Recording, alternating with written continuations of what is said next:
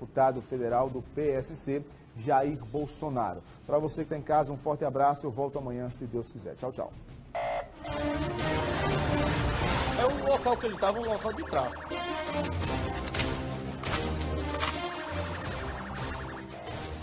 Ele é um bom menino. Minha mãe, ele comemora aí, ó. Tudo ocorreu com uma denúncia feita.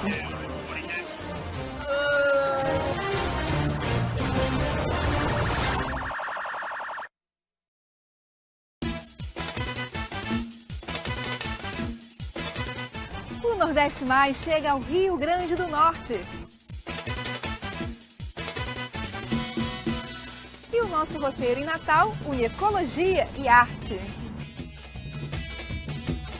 E eu, Marcele Mosso, te convido para embarcar comigo em mais uma viagem de descobertas encantadoras desse Nordeste cada vez mais. Sábado, aqui no SBT.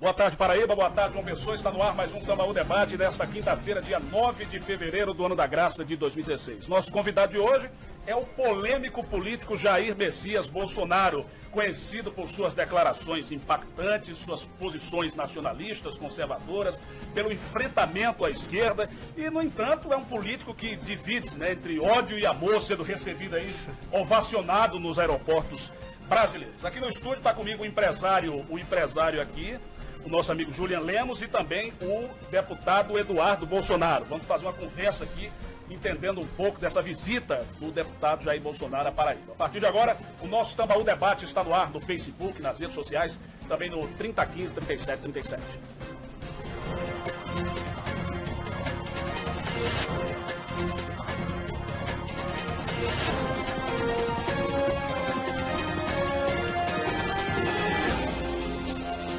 Muito bem, lembrar que a participação nesse debate, nessa bancada, é toda sua, de todas as regiões da Paraíba, já agradecendo a todas as rádios, os Facebooks aí, né, as redes sociais que estão retransmitindo, meu amigo Bertrão, o pessoal da rádio em Pombal, as rádios em Campina, em todo canto, só se fala nisso no ambiente das redes sociais, dessa entrevista hoje, de Jair Messias Bolsonaro aqui no nosso Tambaú Debate. Ele veio a Paraíba para participar de 2 palestras. Deixa eu saudar aqui, antes de saudar o deputado Jair Bolsonaro, saudar nosso querido Julian Lemos, que é presença marcante sempre aqui na TV Tambaú, comentando assuntos de segurança. Você é um dos grandes nomes da direita paraibana que está participando dessa agenda, trazendo o Bolsonaro aqui para Paraíba. Seja bem-vindo, Julian. Obrigado, Guto. Obrigado, TV Tambaú.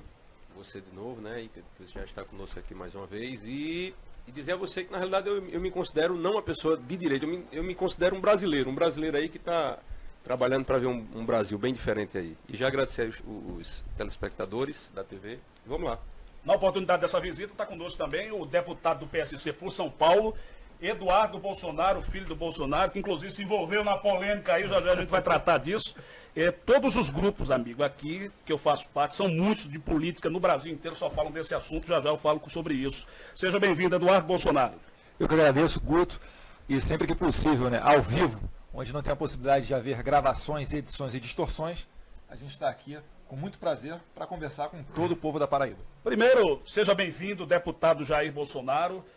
Mais uma vez o senhor vem à Paraíba, o senhor esteve aqui em 2015, numa visita, também fazendo essas palestras, está de volta aqui. O senhor fez uma palestra ontem em Campina Grande e hoje faz outra aqui em João Pessoa. Seja bem-vindo, deputado.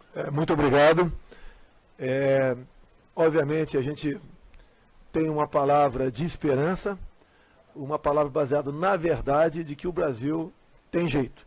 Não estamos em campanha, mas, obviamente, o comparecimento de muitas pessoas nesse evento não é apenas nos prestigiam, mas nos dão condições e força para continuar lutando por um Brasil melhor. E vocês sabem disso, né?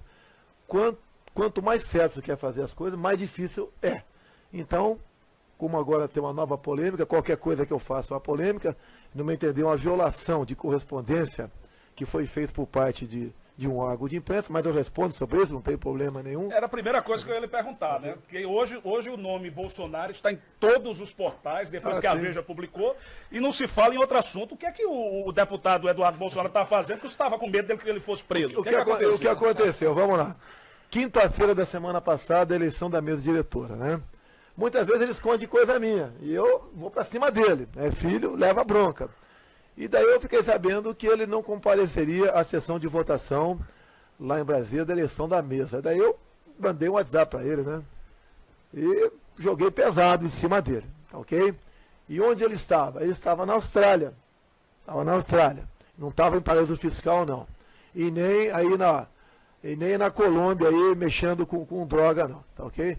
E falei para ele, volte imediatamente para cá, ok? E dei essa bronca nele. E também, no meio dessa bronca, eu falei, né? Porque a semana passada estava nos Estados Unidos.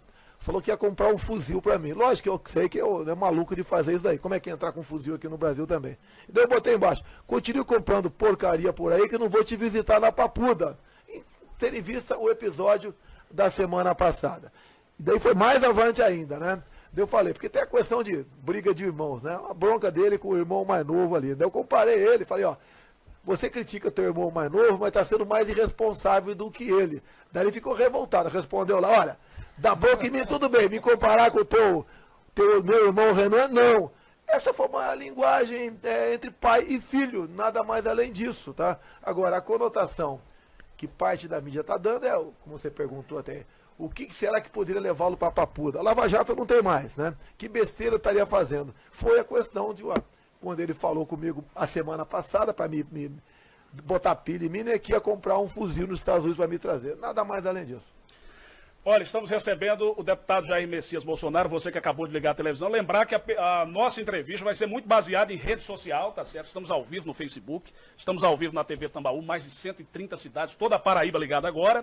Claro, não podemos fazer todas as perguntas, mas vamos selecionando as perguntas aqui, trazendo as questões do povo, ao vivo e sem cortes, para toda a Paraíba. Hoje recebendo Jair Messias Bolsonaro. Deputado Bolsonaro, mais uma vez o senhor vem trazendo aí essas palestras, né? Tanto em Campina Grande como em João Pessoa. Qual o tema principal dessas palestras? Qual é a mensagem que o senhor traz nessas palestras aí para o povo paraibano? Muitas vezes é de momento, de acordo com o que a gente sente ali no semblante da população. Mas temos voltado a nossa palestra para a questão da economia. Completamente diferente dos economistas, né, que nós bem conhecemos por aí, que fala que o problema da economia é apenas taxa de juros. Não, a economia é abrir o mercado com o mundo, bem como nós podemos explorar aquilo que Deus nos deu, as nossas riquezas minerais, as nossas potencialidades, a nossa biodiversidade. Então essa é a senda tônica. E tenho mostrado de que porque o Brasil não está nessa linha alinhados com países do primeiro mundo, como por exemplo, Coreia do Sul, Japão, Israel, Estados Unidos. É uma política completamente voltada para a questão ideológica. E nós mostramos, então, por que essa questão ideológica pesada influencia nas decisões da economia brasileira e quem paga o preço muito alto com isso. É o povo com desemprego, com perda de poder aquisitivo e com desesperança. A gente gravou uma entrevista hoje de manhã, né, lá no hotel, lá onde o senhor está hospedado aqui na Paraíba. E, assim, naquela oportunidade eu lhe perguntei também sobre isso. O senhor é muito de extremo com relação ao povo. Ou alguns segmentos lhe odeiam muito ou amam, idolatram demais o senhor, né? Inclusive tem uma alcunha aí, bolsomito, que muitas pessoas usam nos aeroportos, nos movimentos por aí. A que o senhor atribui esses milhares de seguidores, especialmente os mais jovens que lhe acompanham? A garotada aí despertou para a verdade, para a realidade. Eles não são mais presas fáceis para a esquerda, para a doutrinação marxista. E eu, ao falar a verdade e mostrar, por exemplo, o que aconteceu no passado no Brasil, até chegarmos a esse ponto que nós estamos, né, de completa desesperança, eles vão entendendo que quem está ao lado da verdade sou eu, que a verdade só tem uma face.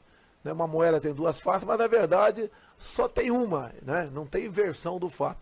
E eles vêm ao ver seus pais, seus parentes, seus amigos perdendo emprego e sem qualquer esperança, ao ver amigos aqui, como nunca, buscando uma dupla nacionalidade para poder sair do Brasil, eles começam a ver quem é que fala a linguagem patriótica do Brasil. É o Jair Bolsonaro. Infelizmente não tem mais ninguém, gostaria que tivesse. Tá, ok? Então isso daí desperta a curiosidade da garotada e eles vão nos assistir, nos ouvir, nos seguem e têm participado ativamente da vida política do Brasil, por influência, em parte, da nossa parte. O senhor teme que essa deusificação, vamos dizer, esse culto a um mito que nada mais é que um político atrapalhe alguma coisa no processo democrático? A gente teve uns exemplos no Brasil que não foram muito positivos, né, deputado? O senhor há de convir. Desde o momento eu falo, o Brasil não tem solução fácil.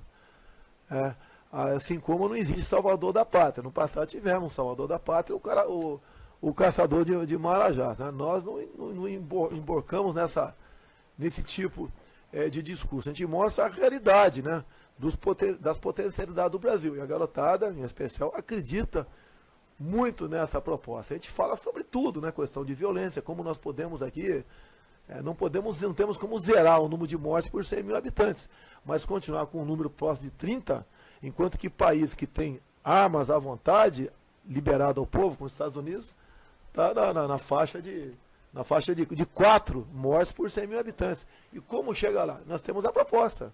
E o pessoal acredita nisso. E digo ao pessoal, um presidente pode muito, mas não pode tudo. E a gente depende de vocês, né? Quem quer que seja na presidência vai depender de vocês para conseguir o apoio do Congresso e botar na lei. Você não pode partir do princípio que se chegando lá, tu vai ser um ditador. Nós temos que estar ao lado do Congresso e o que está na lei tem que ser cumprido.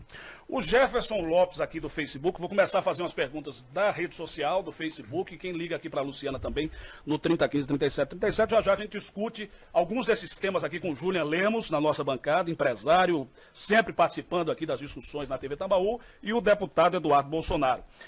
Deputado Jair Bolsonaro, Jefferson Lopes faz uma pergunta que eu acho interessante, né? Um dos grandes problemas, uma das grandes questões da Paraíba hoje é a crise hídrica. E ele diz quais são as suas ideias para combater efetivamente a seca do Nordeste, deputado. Eu tive com meu filho aqui o ano passado em Israel. A precipitação pluviométrica em Israel é menor do que o nosso semiárido. Lá eles conseguem ter uma agricultura pujante. Não só lhes dá a garantia alimentar, bem como exportam para a Europa. Lá eles criam peixe no deserto. Então, lá eles praticam a dessalinização da água. Inclusive, parte dessa água eles mandam para a Palestina e outra parte é negociada com a Jordânia.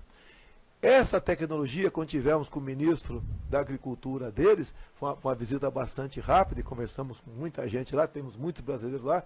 Essa tecnologia, o israelense não está tendo como algo exclusivamente seu. Eles querem compartilhar conosco. Eles estão prontos para compartilhar conosco muitas inovações. E nós gostaríamos de nos aproximar deles para que isso venha fazer parte da nossa política aqui. Entre elas, a questão da dessalinização. Agora, para deixar bem claro, tá?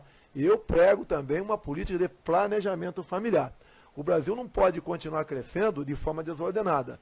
Quase 2,5 milhões de habitantes a mais por ano, tirando os mortos. Planejamento familiar não seria controle de natalidade? Não, né? Controle e imposição do Estado. Ninguém, no meu entender, pode falar para você, você vai fazer a vasectomia, a Dona Maria vai fazer a laqueadura. Longe disso daí. É mostrar com programas, né, para o homem, para a mulher, que tem dificuldade, para mostrar o seguinte: você quer ter 1 ou 2 filhos, tudo bem, é um direito teu. Mas partir para o 3º, 4º, 5º ou 6º, qual o futuro da sua molecada? E nós, pais, queremos os nossos filhos melhores do que nós. Nessa atual política do governo, de incentivo, inclusive, à paternidade irresponsável, através do programa Brasil Carinhoso, cada vez mais faz com que o homem não evolua. tenha menos conhecimento. E o homem, cada vez com menos conhecimento, vai se aproximar de um dia onde todos serão iguais na miséria. Isso que nós não queremos no Brasil. O Nunes Laércio aqui está perguntando, gostaria de saber do deputado se será candidato à presidência da República e o que acha da atual conjuntura da corrupção no Brasil. É a pergunta aqui do Nunes Laércio. Ô Nunes, ninguém é candidato a presidente no momento, porque eu não sei porquê, né? Seria uma infração à lei eleitoral. Eu acho que qualquer um pode, até você, se quiser ser candidato a vereador. Agora você pode falar que você é candidato a vereador. Da minha parte não tem problema nenhum. Mas se falar isso aí você está em curso aí na lei eleitoral para ter uma multa milionária. Questão da corrupção no Brasil. Eu sempre disse em Brasília que tão mais grave do que a corrupção é a questão ideológica.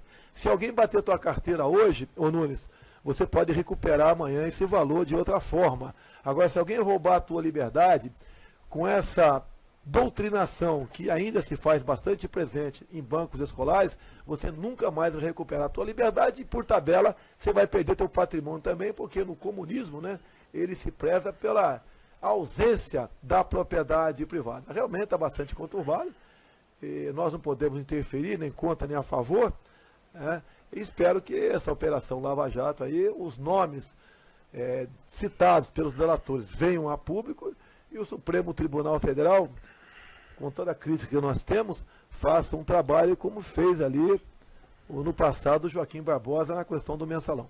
Ô, Julian, você é um dos grandes defensores também dessas ideias do deputado Jair Bolsonaro e como uma pessoa que defende a direita, você é um dos defensores do desarmamento, né? Você é um dos defensores da revogação do desarmamento no país. Essa pergunta aí. E muitas pessoas estão perguntando com relação a isso, querendo saber da sua opinião e querendo que você faça uma pergunta nesse sentido, nesse aspecto, ao deputado Jair Bolsonaro, tratando dessa questão do desarmamento no nosso Brasil. Na realidade, eu sou um árduo crítico do desarmamento, né? Eu sou armamentista, mas não da forma como muitos pregam. Na realidade, também sendo em verdade, porque na realidade o próprio Estatuto do Desarmamento, aquilo ali foi uma fraude em termos de informações que levou a sociedade dizendo que era uma coisa e era outra. Uma sociedade sem armas não quer dizer que ela seja uma sociedade mais segura. Entendeu? Não tem nada a ver uma coisa com outra, enfim. E eu defendo que o cidadão de bem ele possa portar uma arma de acordo com a lei. De acordo com a lei. E a minha pergunta ao deputado Jair é exatamente, caso em 2018 ele seja candidato à presidência da República, se haverá uma prioridade nesse sentido. Eu já sei a opinião dele, mas eu gostaria que ele explanasse nesse sentido. E principalmente para aquelas pessoas que têm fazendas, sítios aonde é quase que impossível, caso o cidadão tenha necessidade de um socorro ali para a sua integridade física, chamar a polícia, porque o Estado ele não tem condições algumas, isso é nem aqui nem em lugar nenhum, o Estado em condições algumas de estar em todos os lugares para proteger, né, sua vida quanto mais seu patrimônio. Então a minha pergunta é essa ao Jair, como é que fica caso ele chegue lá a essa questão? Obrigado pela pergunta aí. Você pode ver, nós ganhamos o referendo em 2005 da questão da produção, né, de armas de fogo e munições no Brasil. Nós dissemos não, ou seja, o Brasil pode continuar produzindo armas e munições e vocês podem comprá-la. O que o governo fez? Usando o Estatuto do Desarmamento, botou lá, numa das exigências para você comprar uma arma de fogo, comprovar a efetiva necessidade. Isso é uma questão subjetiva. E por orientação governamental, via Ministério da Justiça e também via Ministério da Defesa, acaba que hoje em dia você não pode comprar, basicamente, quase impossível comprar arma de fogo.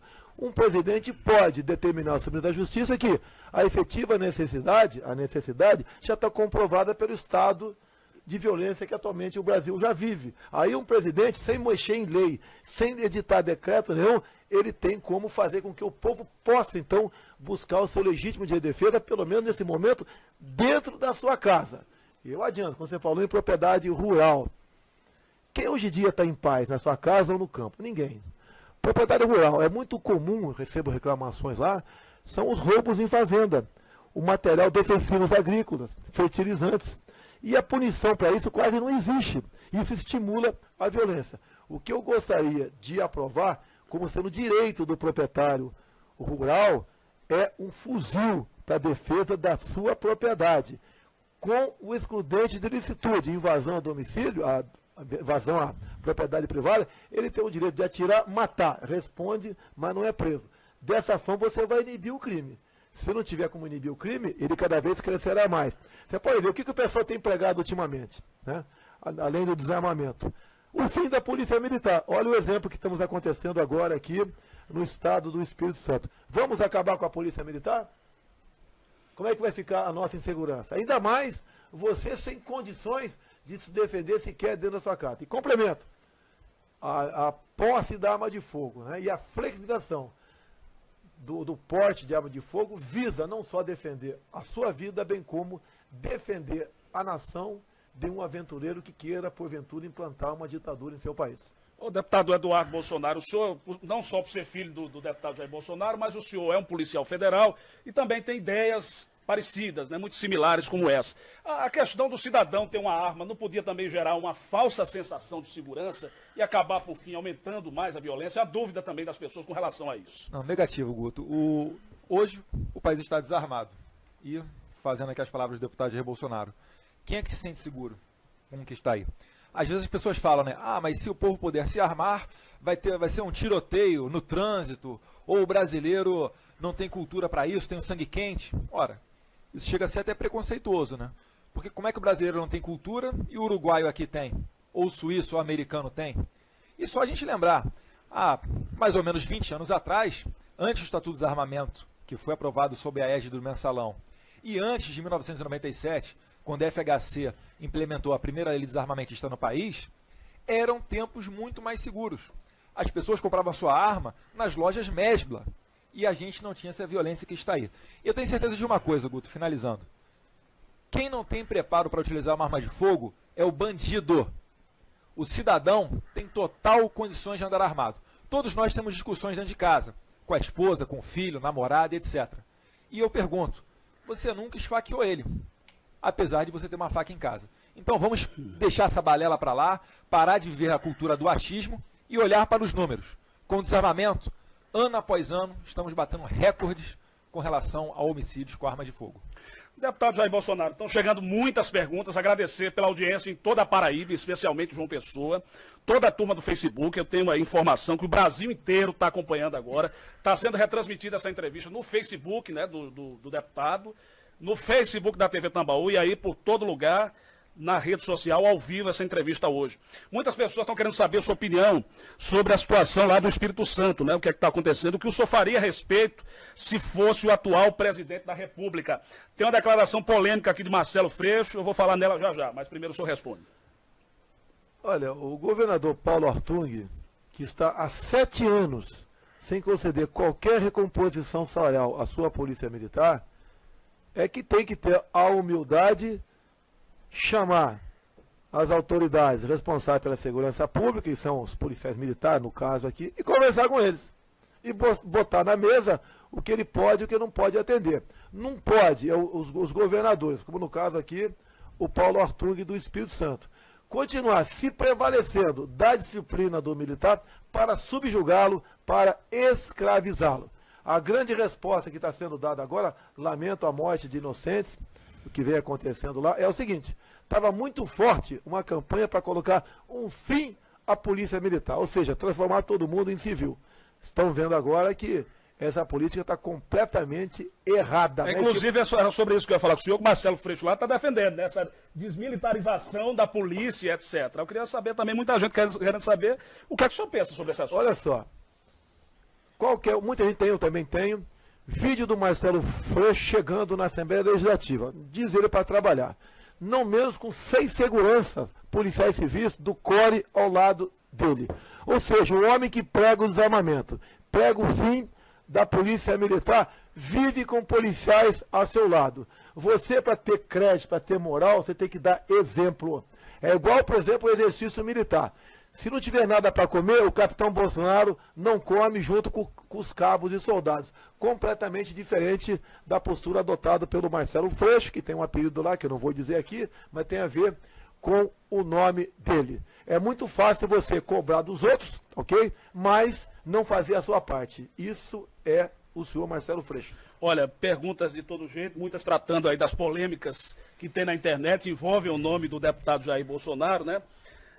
Muitas perguntas aqui, gente de toda a Paraíba está perguntando, inclusive estão perguntando assim, Bolsonaro, candidato em 2018, o senhor daria um abraço no deputado João Willis? É o Edgar Bartolini tratando daquela questão toda que o senhor A resposta já está dada para você. Um ano e meio, eu entrei no avião da TAM e vi que o João Willis estava num banco, né, ao lado do meu. Liguei meu telefone celular e quando sentei-me do lado dele, ele se levantou e foi para outro banco. Ou seja, ele me discriminou. Uma atitude preconceituosa. A questão da abraço, dá em amigos, dá em parentes. O que eu tenho para ser amigo do João Willis no campo das ideias? Nada. Eu não posso apoiar um parlamentar que tem um projeto de lei em Brasília permitindo que um menino de 12 anos de idade, caso queira, independente da vontade dos pais, possa fazer a sua cirurgia de sexo. Ou seja, o garoto pode cortar o seu piu-piu, independente da vontade do pai, porque está se sentindo menina. Não dá para você ter amizade ou dar um abraço em pessoas que pensam dessa maneira. No resto, né, eu trato ele como um cidadão que tem todo o direito de, apesar de eu ser contra, e tenho certeza 99% da população ser contra também essas ideias, mas que faz parte da vida diária de um parlamentar dessa maneira. Abraço nele, eu sei que ele vai dizer que também que não gostaria de dar em mim, poxa, mas abraço e dá amigo, tá ok? Deixa eu abraçar a Daiane aí. Daiane, um abraço para você de Pombal. Meu amigo Márcio Paiva está aqui com a gente, obrigado. Toda essa turma toda participando. E estão querendo saber qual a sua opinião sobre os direitos humanos no Brasil. Olha, não sou eu quem diz isso aí. Há muito tempo eu tenho falado que a política de direitos humanos no Brasil está para defender o bandido. E o pessoal faz disso um negócio. São muitas ONGs voltadas para defender direitos humanos de bandidos. É isso que eu penso sobre essas entidades. Se eu chegar lá, vocês de direitos humanos não vão ter um centavo de recurso para poder exercer esse trabalho favorável ao bandido e contrário ao cidadão de bem. Marcos de Santa Rita, como você pretende trabalhar com os pobres que vivem na periferia, que são vítimas da violência? Eu não entendi aqui, mas é mais ou menos isso. Bem. Como o senhor pretende trabalhar? Você tira o pobre da miséria através do conhecimento e não de projetos assistencialistas.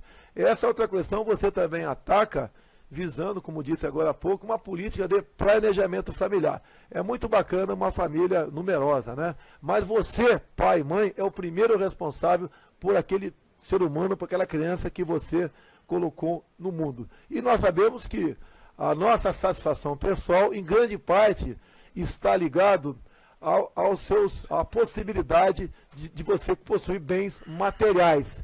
Essa é a nossa proposta, né? Uma educação e planejamento familiar.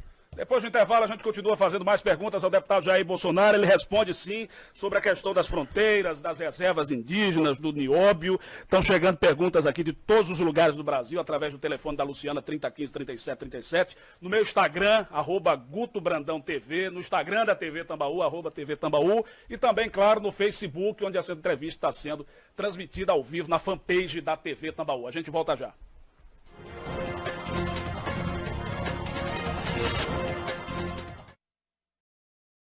Servidores do Estado, o Banco do Brasil tem vários motivos para você conquistar seu carro 0 km agora. Taxas exclusivas, financiamento até 100%, possibilidade de consignação e parceria com as concessionárias associadas à Fenabrave e Sincodiv em toda a Paraíba. Mas é até 28 de fevereiro. Servidores do Estado, visitem as agências do Banco do Brasil ou acesse sincodivpb.com.br para mais informações. Banco do Brasil, Governo do Estado e Rede de Concessionárias Fenabrave na Paraíba. Hoje está sendo um dia muito especial para mim. Estou indo para minha casa nova. Agora eu tenho meu canto digno, muito bem feito a obra, né? Todo na cerâmica, né? E o melhor é saber que ainda vem muita casa nova por aí. Olha como está ficando o novo bairro São José. Tem mais moradia no início de Oliveira e nas próximas etapas do residencial Vista Alegre. É com trabalho todo dia que a gente pode mudar para sempre a vida das pessoas. Agora é só vitória, só alegria. Prefeitura de João Pessoa.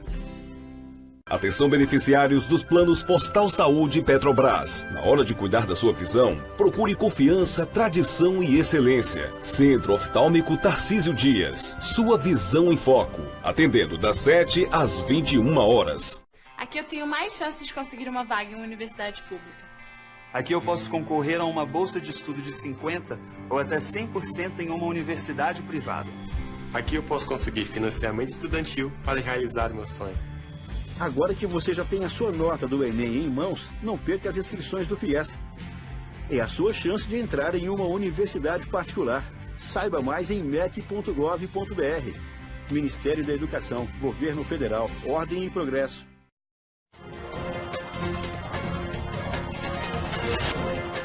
Estamos de volta com o nosso Tambaú Debate, hoje recebendo o deputado federal Jair Bolsonaro. Deixa eu abraçar os amigos aqui. Infelizmente, gente, não dá para fazer a pergunta de todo mundo, nem para mandar um abraço para todo mundo. Mas em nome de toda a audiência hoje na Paraíba, eu vou abraçar Edmilson e Dinho em Santa Rita. Já mandei um abraço pro meu irmãozinho aqui, Márcio Paiva, um grande abraço para você. Guilherme, um abraço para você. Daiane de Pombal, toda essa turma boa em João Pessoa. Os amigos da Polícia Militar em todo o estado. Obrigado a essa gente boa que está acompanhando o programa. Os amigos do comércio aí, dos restaurantes. Obrigado. Rodrigo Fonseca, o marido da minha amiga Juliana. Obrigado à audiência de todo mundo. Bom, a gente continua o papo. E estão chegando muitas perguntas referentes à questão da segurança nacional. Muitas perguntas. Né, de todo jeito está chegando pergunta referente a isso. E falam muito, o deputado só vai investir na repressão policial, só vai investir na força do combate nas ruas do crime, ou vai investir também na contenção disso, ou seja, na origem do crime, nas periferias, com a população mais pobre? Tudo bem. No período militar, que é tão criticado pela esquerda, não existia essa violência toda. Okay? E nós temos um vídeo do Lula, lógico, tem uns 10 anos esse vídeo dele, onde ele elogia os governos militares, onde havia pleno emprego. O homem ou a mulher empregado, ele está muito menos propenso a cometer qualquer ato infracional. Você tem que investir nisso, na questão do emprego. E eu tenho falado isso na economia, usando as potencialidades do nosso Brasil. Se cria emprego dessa forma. E não apenas, né? Você vai entrar no assunto daqui a pouco, pegando essas grandes áreas riquíssimas em minérios e demarcando como terra indígena. Ok. Estão perguntando qual é a sua opinião sobre o casamento gay. Vai ser feliz, né? Agora, pela Bíblia, não existe essa possibilidade em vários livros do casamento de pessoas do mesmo sexo. O que os ativistas gays tentaram no passado, através do projeto de lei 122, foi, ao criminalizar a homofobia, também punir com de 3 a 5 anos de cadeia o pastor ou o padre que, porventura, não realizasse o casamento no religioso. Tenham paciência, né? Vão ser felizes, como muitos homens e mulheres são felizes através da união estável. Tá ok? Ninguém é contra aí que você continue com o seu parceiro do mesmo sexo. Vai ser feliz. Na mesma linha dessa pergunta, para esse assunto aqui, o senhor rechaça essa tese que o senhor é homofóbico. Isso nunca aconteceu. Isso daí vem lá de trás, quando eu combati o kit gay. Nenhum pai, nenhuma mãe quer que o seu filho ou sua filha de 6 anos de idade assistam filmes pornográficos homoafetivos. É o que estava não só proposto, né, mas eu tenho vídeos nesse sentido de um governo que estava na iminência de mandar para a escola pública, onde frequenta o filho do pobre, a ter acesso a esse tipo de informações. Imagine a Mariazinha de 6 anos, o Pedrinho de 7, assistindo filmes na escola, dizendo para combater a homofobia e vendo 2 meninas se beijando ou 2 homens se acariciando. Essa idade não é para você levar esse tipo de informação. A esquerda, o PT, PCdoB e PSOL, como não tinham como se apresentar para vocês aqui, dizendo que eu estava errado agindo dessa forma, me rotularam como homofóbico. Atenção, pessoal gay do Brasil, vai ser feliz aí, tá ok? Assim como nós héteros somos. Olha, muitas pessoas aqui da Polícia Militar, aqui só está dando policial militar também, nos grupos da Polícia Militar, tá certo? Muitas pessoas perguntando sobre isso que está acontecendo na Paraíba, Juliana. Sobre tudo que está acontecendo aqui na Paraíba, especialmente o que está acontecendo aí no Espírito Santo. Você tem uma pergunta nesse aspecto para o deputado. Fica à vontade. Isso sim. Jair, o que a gente está vendo agora aí é que a polícia deixou de ser Estado para ser vítima do Estado. A situação que ocorre hoje no Espírito Santo, aquilo ali é um caos. Aqui é a demonstração total da falência do gerenciamento do Estado sobre a segurança pública. Aqui no estado da Paraíba já está circulando aí notas de blogs dizendo que as esposas dos policiais também estão querendo ir para a frente dos quartéis impedir que as viaturas saiam. Então está instalado o caos, que foi falado há 8 anos pelo secretário de Segurança, não recordo o nome agora, de Fortaleza, onde ele disse, do Ceará, dizendo que o sistema público ele estava a caminho de um blackout, de uma falência. Estamos vendo isso hoje. Não só no sistema penitenciário, não só agora com a questão dos policiais militares, que muitos deles, isso é escondido da grande mídia, muitas vezes tiram suas próprias vidas em desespero pelo caos que se encontra, pela falta de dinheiro, pela remuneração. Então, em minha simples aqui opinião, eu acho muitas vezes que o trabalho de policial, uma vez eu disse isso, é sem futuro, porque você só tem a perder muitas vezes. Jair, como é que você vê uma situação dessa? Há condições de um policial trabalhar no Brasil hoje? O que vem acontecendo ao longo dos últimos anos, ou décadas, é que as autoridades, os governadores, que são os chefes máximos das suas respectivas polícias militares, se prevalece da disciplina do militar para subjugá-lo. Ou seja, como ele não pode fazer greve, nós não estamos defendendo isso, não pode se sindicalizar e não estamos defendendo isso, eles acabam sendo esquecidos. E o que é mais grave, né? Tem algo mais importante do que a tua vida, Júlia, é a sua liberdade. Um homem sem liberdade perdeu a sua vida. E hoje em dia, o que acontece na Polícia Militar do Rio de Janeiro? O policial tem muito mais medo do capa preta do que do marginal com a ponto .50 em cima do murro. Porque qualquer coisa que porventura venha acontecer de anormal numa operação militar, mesmo sob estresse e às 2 da madrugada, invariavelmente esse homem vai para trás das grades. E agora temos mais um problema ainda, né? Que não foi legislado. O Conselho Nacional de Justiça resolveu criar a figura da audiência de custódia. Ou seja, o policial, ao deter alguém, está ali sequestrando, roubando, estuprando, ele leva esse alguém num prazo máximo de 24 horas na presença de um juiz. E ali vale a palavra do bandido. Se o bandido falar que foi torturado, que foi coagido, que foi esculachado no deslocamento entre o local da prisão e a autoridade judiciária, dificilmente esse policial militar não responde de imediato um processo e não vai para a cadeia também. Então, o desestímulo para com a carreira militar é cada vez maior. E o policial, muitas vezes, está fazendo nada mais além da sua parte, porque se ele quiser fazer algo mais e mesmo para melhor, ele vai perder a sua liberdade. Então, isso aí que os governadores têm que decidir. Eles têm que peitar o politicamente correto, peitar ONGs, peitar a política de direitos humanos, para poder mostrar a polícia. O exemplo que acontece nos Estados Unidos, como o Trump bem falou agora, né, recém-eleito, que falou que o meu policial vai ser prestigiado. Lá, ô Júlia, se um marginal apontar arma para um policial, a lei lá é dentro de cada estado, mas na maioria dos estados, apontar, ele pega 20 anos de cadeia e lá não tem essa brincadeira de progressão de pena. Bom comportamento. Olhei o almanaque de Tio Patinhas na biblioteca lá da cadeia, ele é posto em liberdade em tempo menor. Olha, muitas perguntas estão chegando aqui com a questão pontual da sua homenagem ao Coronel Ustra. Muitas perguntas aqui, né? Pessoal aqui falando várias opiniões. E o José Padilha Neto diz aqui, o que o senhor diz a respeito da sua homenagem ao Coronel Ustra no dia da votação do impeachment de Dilma Rousseff? Para mim, defender Ustra, para ele pessoalmente, é defender a ditadura. Isso é lamentável, sabendo que este mesmo coronel é um grande ditador militar e torturador. O que é que o senhor diz a respeito disso? Olha, ele sofreu processos de várias entidades. Não existe uma só sentença criminal transitada e julgada dizendo que ele foi torturador. Agora eu vou te dar um exemplo muito simples que qualquer um vai entender. Nós vivíamos a Guerra Fria. Ou o Brasil estava ao lado dos Estados Unidos ou ao lado da União Soviética. Lá sim uma ditadura ferrenha. O que aconteceu naquele momento? Estava de um lado o Coronel Brilhante Ustra. De outro lado nessa guerra estava José Genuíno, José Dirceu, Carlos Marighella, a terrorista Dilma Rousseff, entre outros. De que lado você estaria nessa guerra? Se a esquerda tivesse ganho aquela guerra no passado, pode ter certeza que você hoje não teria qualquer liberdade. Veja agora os funerais do grande homem aí, que chama conhecido como Fidel Castro. Quem estava lá chorando ao lado do caixão do Fidel Castro? Lula e Dilma Rousseff. É sinal que eles têm amor, têm paixão e queriam como atos do presente demonstram que o Brasil tivesse um regime ditatorial a exemplo de Fidel Castro. Você queria isso para o Brasil? O coronel exerceu muito bem o seu passado, dentro do DOI-CODE em São Paulo, interrogando terroristas que treinavam em Cuba, na Coreia do Norte e na China, para que a guerrilha fosse desbaratada no Brasil.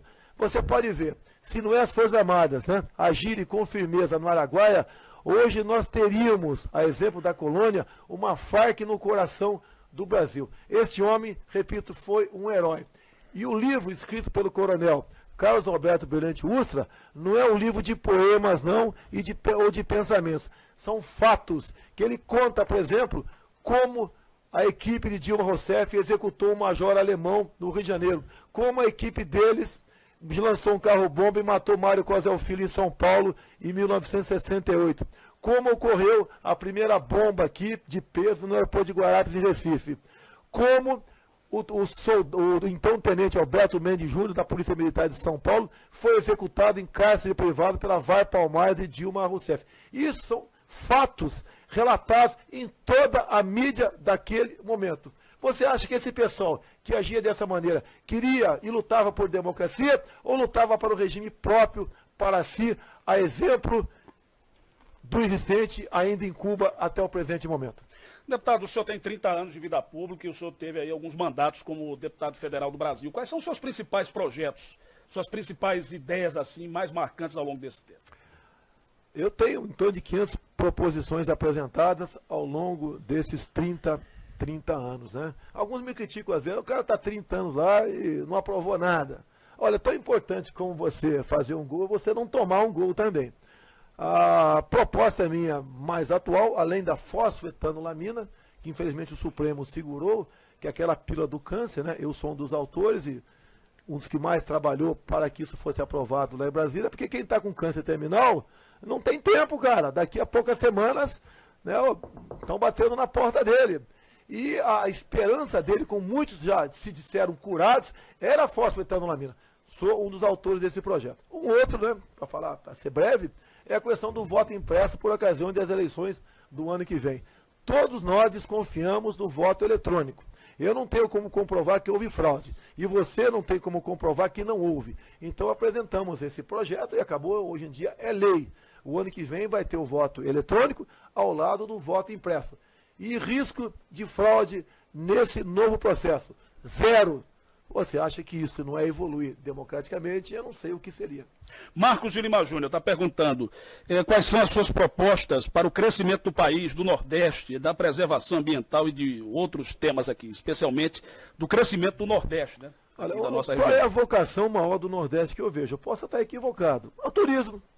Umas praias, uma costa maravilhosa que vocês têm. Por que não tem turismo? Você não faz turismo em local onde você não tem segurança para si e sua família. Se você jogar pesado na questão dessa de conceder, dar ao policial, né, realmente para que ele condições para que ele possa exercer seu trabalho, sem medo de ser julgado pelo capa preta, né, sem medo de audiência de custódia, tem que deixar de existir.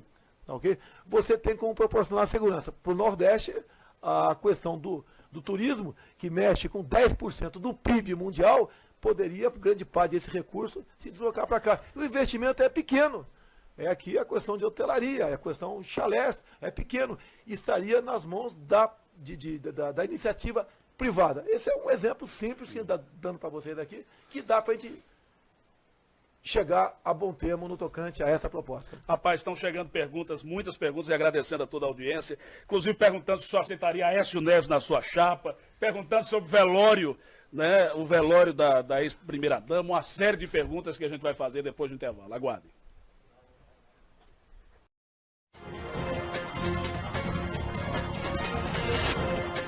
Estamos de volta com o nosso Tambaú Debate, hoje recebendo o deputado federal Jair Bolsonaro, também Eduardo Bolsonaro, esse rapaz traquino, né? Desobediente. Né? Deputado? Quem é pai, está me ouvindo aí, tem um filho grande, para nós é sempre um bebê que está aqui do lado, né? A gente está sempre preocupado em dar um quick para ele, um danoninho. Tá, okay? É questão de pai. Para mim, ele continua aí com fralda até hoje, tá legal? Esse é para todo mundo. E também aqui, meu querido Julian Lemos, ele que é empresário, né, e comentarista de assuntos ligados à segurança aqui na TV Tambaú, sempre está participando dos programas. Muito bem, muitas perguntas continuam chegando e, como eu disse na escalada, a gente está dando uma prioridade para o povo que está participando em redes sociais, no Facebook.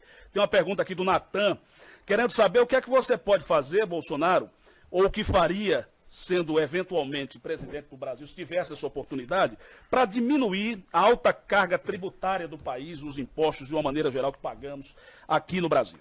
Nós estamos entre as 10 maiores cargas tributárias do mundo.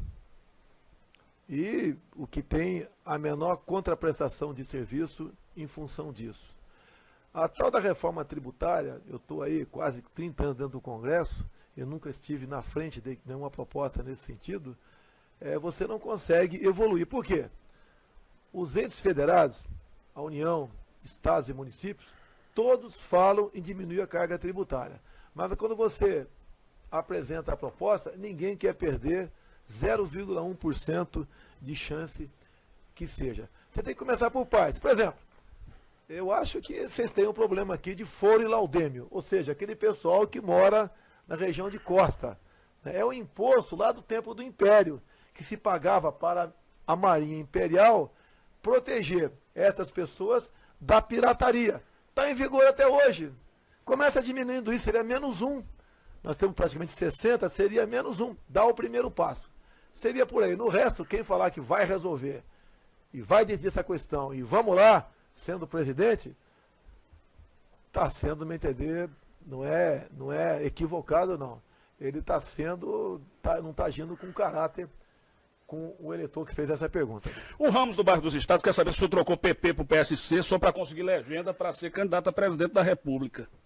O que foi acertado, foi combinado. Lamentavelmente, por ocasião das eleições do ano passado, o presidente do PSC pessoalmente foi em São Luís do Maranhão e junto com o governador Flávio Dino do PCdoB fez acordo em praticamente, a coligação em praticamente todos os municípios lá do Maranhão. E o Flávio Dino, inclusive, se gaba até hoje, que o único país que tem mais prefeituras comunistas do que ele é a China. Logicamente, ele bota o Maranhão como se um país fosse. Então, na questão estatutária, o que reza aqui o PSC é exatamente o contrário do que reza a cartilha do PCdoB. E criou-se um impasse. Fui muito criticado na época com essa coligação, não tive nada a ver com ela, e o partido, como não deu uma devida explicação de porquê da coligação, eu não posso confiar num partido que ora está com Deus, ora está com o diabo. O que o senhor pensa sobre as reservas indígenas? É outra pergunta que está circulando muito aqui com relação às nossas redes sociais. Qual a opinião do deputado Jair Bolsonaro com relação às reservas indígenas do país? Vamos lá, vamos olhar para o mapa do Brasil. Região Sudeste. Nós temos 2 grandes estados, São Paulo e Minas Gerais. Imagine que imensidão. Some-se a esses 2 estados Espírito Santo e Rio de Janeiro.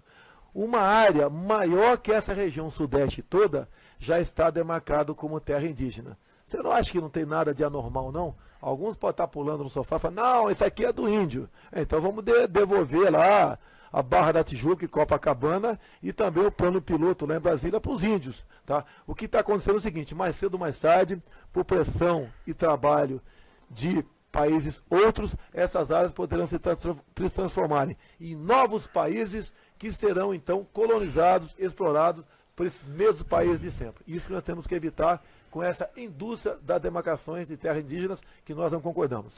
O Giliar Costa está perguntando, Bolsonaro, você colocaria o exército nas favelas porque no Brasil não está em guerra?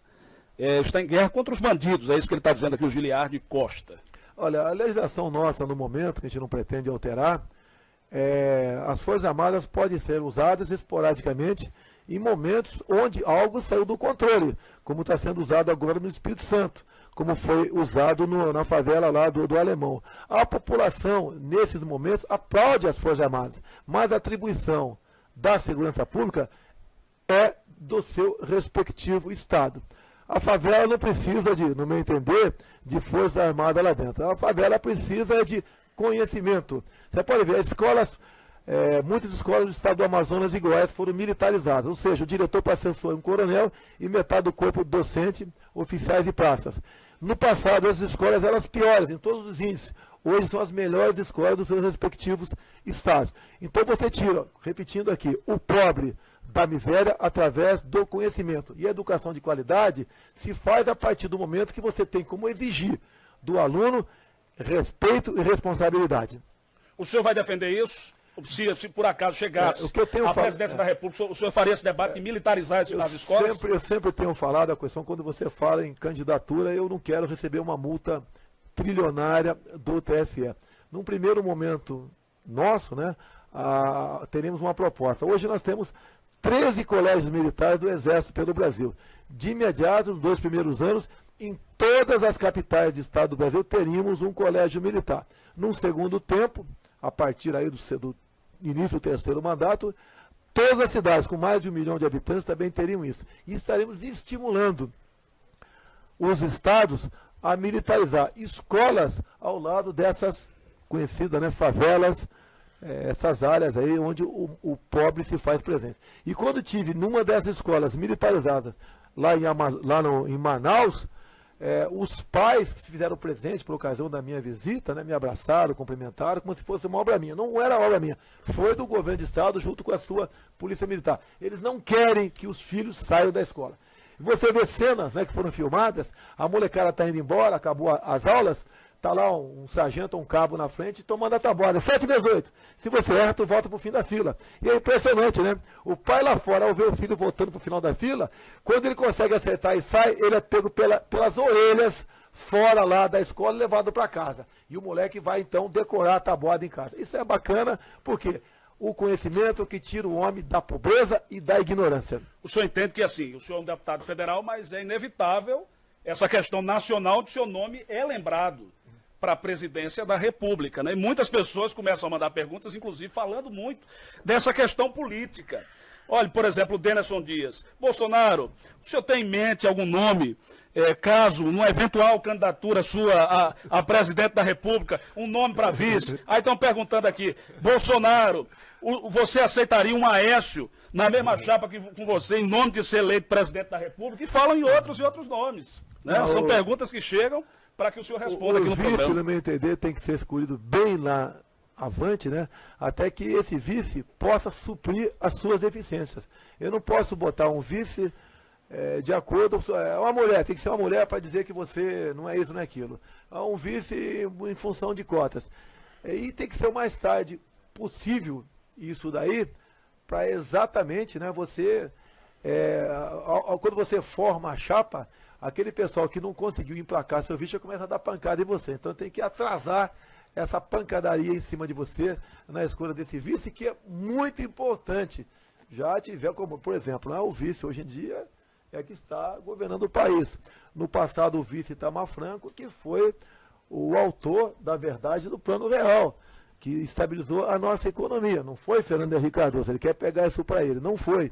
Logicamente, eu gostaria que o Temer tivesse a estatura política de Itamar Franco. Ou seja, falando desse assunto, Temer não está sendo um bom presidente, vai conseguir vencer a crise econômica? O que nós estamos assistindo no momento é um governo que está muito preocupado, né, em o que fazer para terminar seu mandato, tendo em vista a questão da Lava Jato, sinalizar, apontar e excitar grande parte o seu governo. Ok, olha só. De tantas perguntas a gente falou sobre essa questão da mulher, eu estou falando, né? A questão da mulher. Estão querendo saber sobre aquela polêmica. Pergunta para o deputado Bolsonaro, Guto, a Lady Catley, sobre o que ele disse que mulher deveria ganhar menos porque engravida. O que é que o senhor disse sobre isso? O senhor disse isso em algum contexto? Tudo que acontece hoje em nossa vida é filmado e gravado. Me aponte aí um órgão de imprensa, né, que uma voz minha, uma imagem minha falando isso.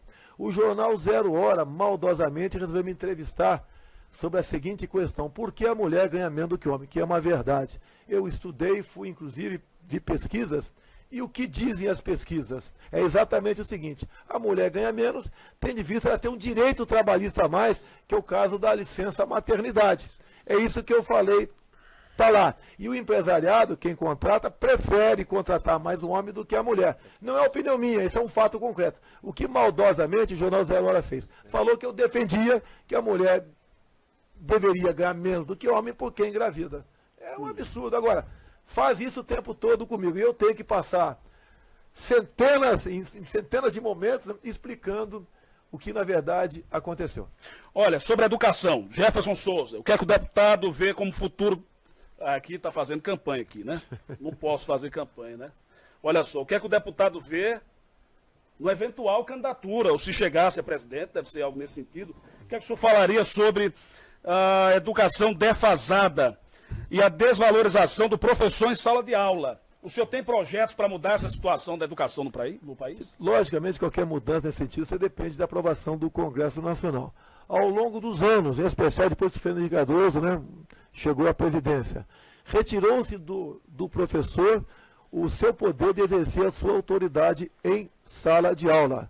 Pesquisa recente em São Paulo, da Associação de Professores, né, diz lá, 70% dos professores já foram agredidos, física ou moralmente, por alunos ou pai de alunos. Começou isso tudo naquela brincadeira do aluno, do Joãozinho, votar, ou na Dona Maria, ou no seu João, para ser o diretor da escola. Ele vota em quem? Naquele que fala abobrinha para o Joãozinho, para a Mariazinha. Não tem que ter eleição para diretor. Quando muito se tiver, é entre os professores, não entre alunos. Assim sendo, você cada vez mais forma, faz com que professores que visam alcançar esse cargo, que tem uma gratificação extra, a ser bonzinho e camarada, dar nota boa e fazer os gostos dos respectivos alunos. Você tem que mudar isso aí. E também mudar o currículo escolar. A escola não é lugar para você aprender tanta besteira como está no previsto hoje em dia. Um dos últimos das leis sancionadas por Dilma Rousseff, o ano passado, antes de deixar a presidência, foi criando aí a doutrina, né? Criando aí a dança em escola. Que dança em escola? Que criança tem que dançar na escola? Dançar na boquinha da garrafa? É isso daí? Não tem que ter dança em escola, não. Quem quiser ser artista no futuro, que entre ali numa universidade voltada para esse tipo de cultura. Como é que o senhor vê os políticos paraibanos lá em Brasília? Inclusive seus pares aqui da bancada federal. Tem algum que o senhor tem mais sintonia, admira mais? Eu deixaria ali pro Júlio falar sobre isso aí. Eu não, quando converso com um parlamentar lá, eu não fico preocupado para com o seu estado, né? Quem responde aqui perante a população das questões nacionais que dependem da atividade parlamentar são os 12 deputados federais aqui. Agora, o Wellington Roberto, por exemplo, vou falar, né? Ele foi sorteado para ser o relator daquele meu caso, Brilhante Ustra. E ele falou, como fez, né, que votou pela minha absolvição, ou seja, pelo arquivamento do processo. Mas, infelizmente, ele abriu mão e não quis relatar o meu processo. Ele perdeu a oportunidade, do meu entender, de, pelo menos nessa questão... O senhor ficou chateado com o Wellington Roberto, é isso? Não, eu me dou bem com ele, tá ok?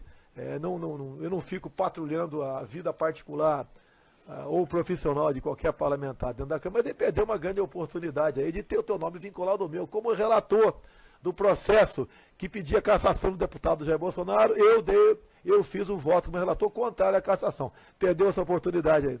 Isso também no tocante aos senadores, né? O senhor não acompanha muito o trabalho nem do Cássio, nem do Maranhão. E o Raimundo Lira, são os três senadores aí. Tenho que falar sobre o Raimundo Lira, sim. O Raimundo Lira eu procurei no passado, porque além do voto impresso em lei, nós temos um voto impresso previsto em emenda constitucional.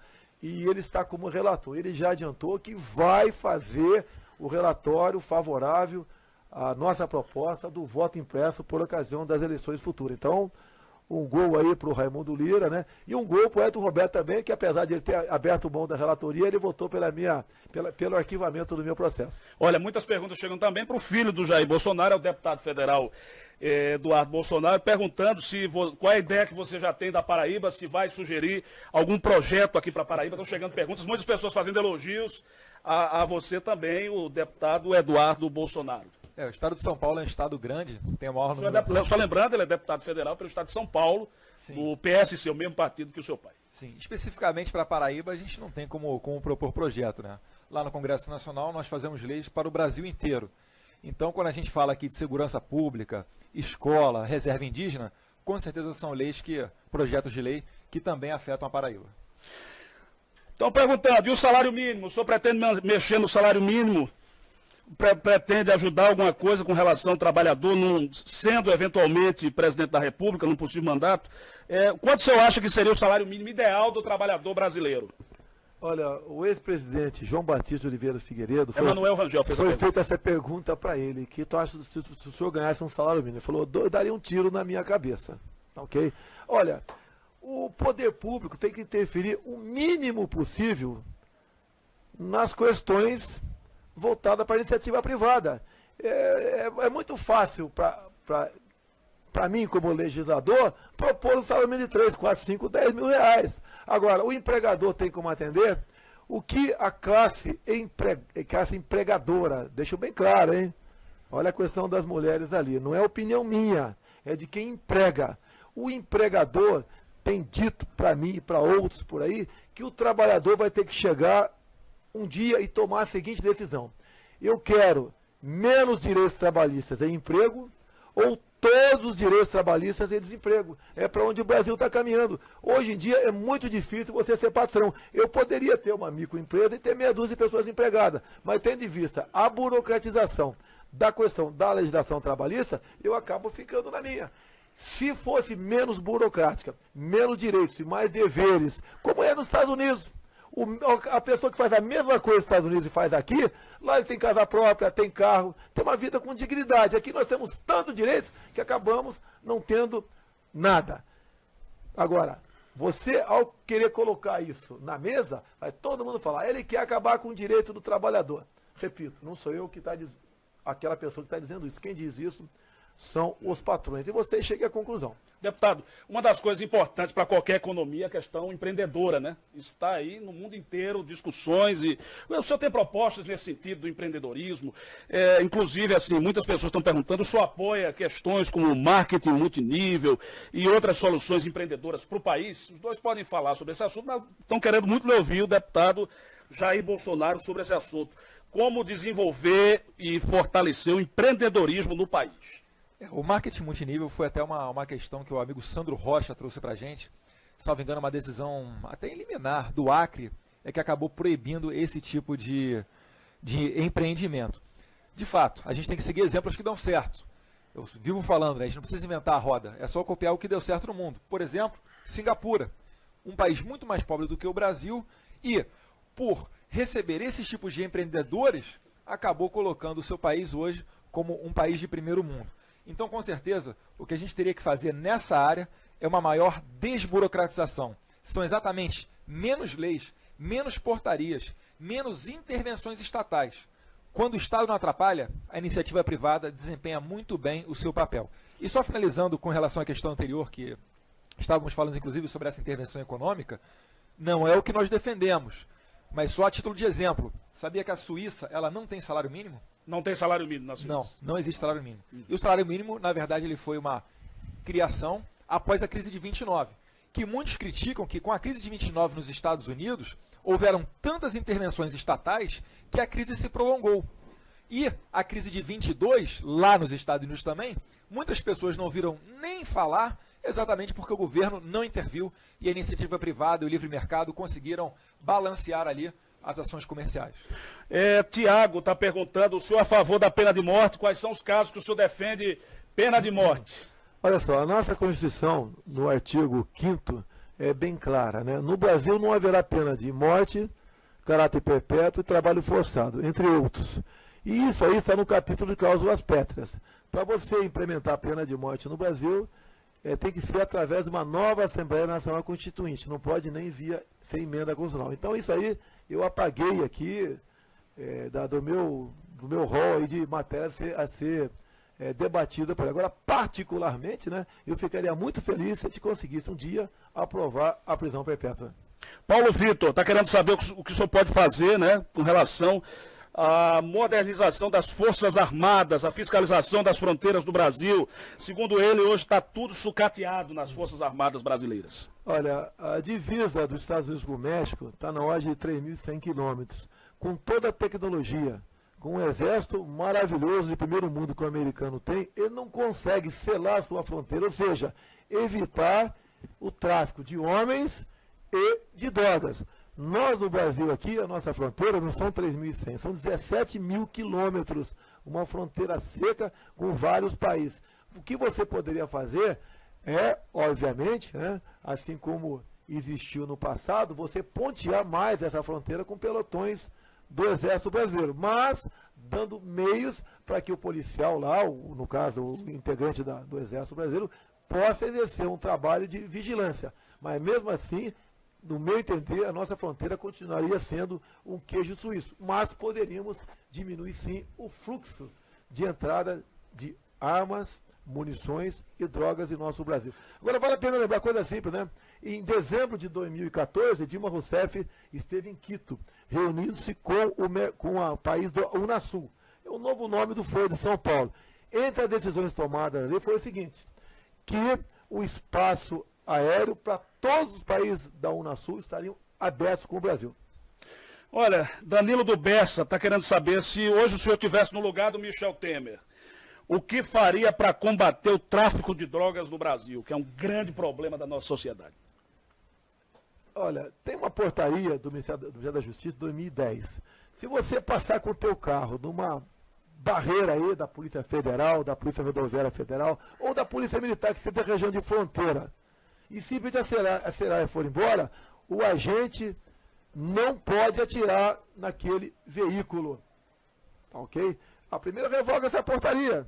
Quem tiver uma atitude como essa, um comportamento como esse, vai sofrer a devida repressão aí daquela força de segurança que está lá em nome do Estado. Então, nós poderíamos falar o seguinte, tudo começa com o primeiro passo. Eu sei que isso aí é muito pouco, né, para você estar falando aqui, mas é um início de um primeiro passo para você inibir a entrada desse tipo de material, bem como, tá ok, fazer valer a lei do abate de aeronaves, que foi revogada, uma lei que foi revogada basicamente de forma verbal com Dilma Rousseff no passado, abrindo espaço aéreo para todos os países da Unasul.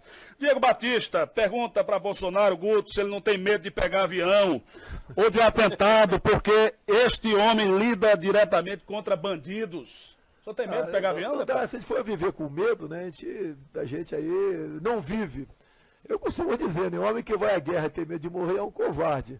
Pô, se eu morrer hoje, a única diferença entre minha e tua e o Guto que está aqui é que eu chegarei mais cedo onde vocês chegarão. Então a gente faz a nossa parte e seja o que Deus quiser. Olha, eu quero agradecer já pela grande audiência em toda a Paraíba. Estamos na reta final aqui do programa. Avaliação de Dória. Perguntas estão chegando de São Paulo. Como o senhor avalia esse começo, os primeiros meses do governo João Dória como prefeito de São Paulo? Até o momento, melhor impossível. É um homem que não é político, né? E tem exercido uma administração baseada em seu próprio exemplo. Eu espero, né, peço a Deus que ele tenha força para continuar trabalhando dessa maneira.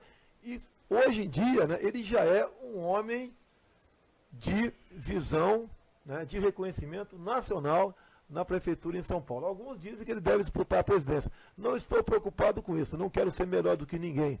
Caso ele venha disputar, caso mantenha esse tipo de política, ele tem tudo para conseguir o reconhecimento nacional. Meu amigo Tiago Vasconcelos está falando de uma questão que a gente não tratou ainda, estamos quase no final aqui do programa, mas quer saber sobre a saúde. É outro grande problema da nossa nação.